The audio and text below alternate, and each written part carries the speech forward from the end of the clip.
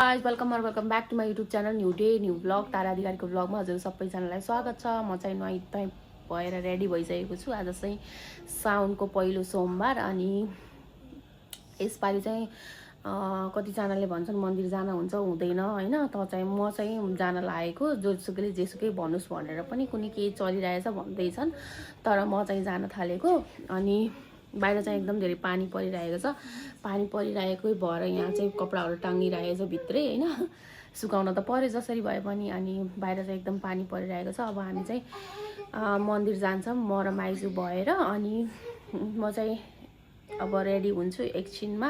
अहिले 5 बजिरहेको छ भने हामी यहाँबाट 7 बजे निस्किने भन्दैछौँ। सो म पानी लिएर आएकी छिन्।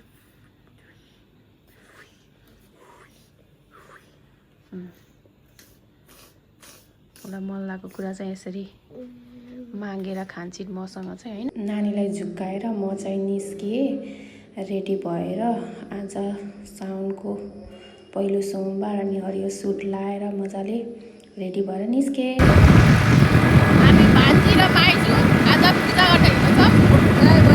जय बोले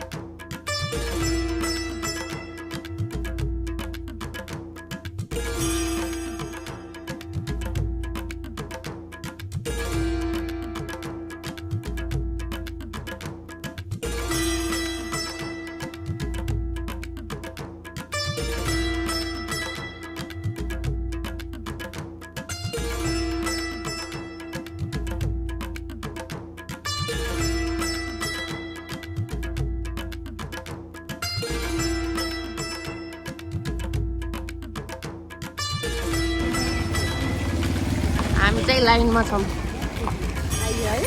आइयो भगवानले बोलाउनु भएको रहेछ। हिजो राति चाहिँ एकदम पानी परेको थियो, बिहान पखी पनि। अहिले चाहिँ पानी बन्द भएर आइएछ, भगवानले बोलाउनु भयो। यतिको लाइन छ।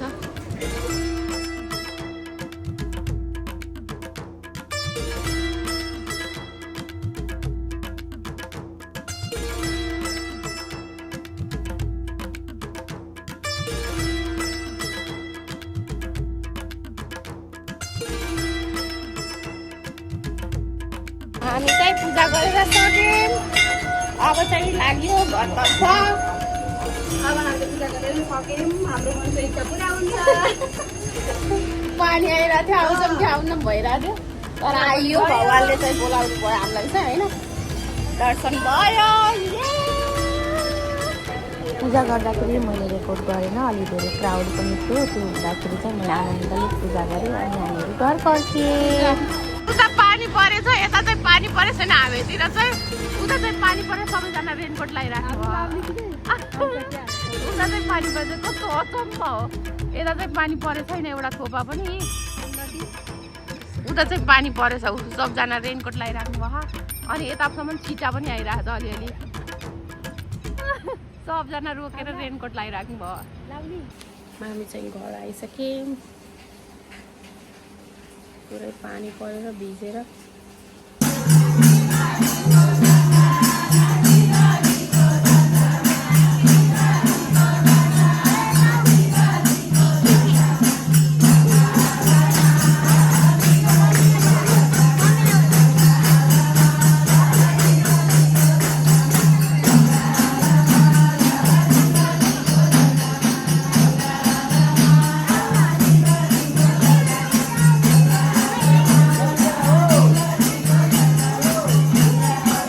हाम्रो भैरवा शिव मन्दिरमा चाहिँ 108 फिटको त्रिशूल लागेको छ।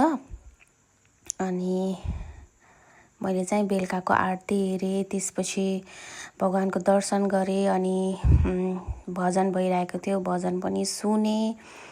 अनि आज पहिलो सोमबार भएको भएर एकदम भिडभाड थियो। बेलुकाको आरती हेरियो।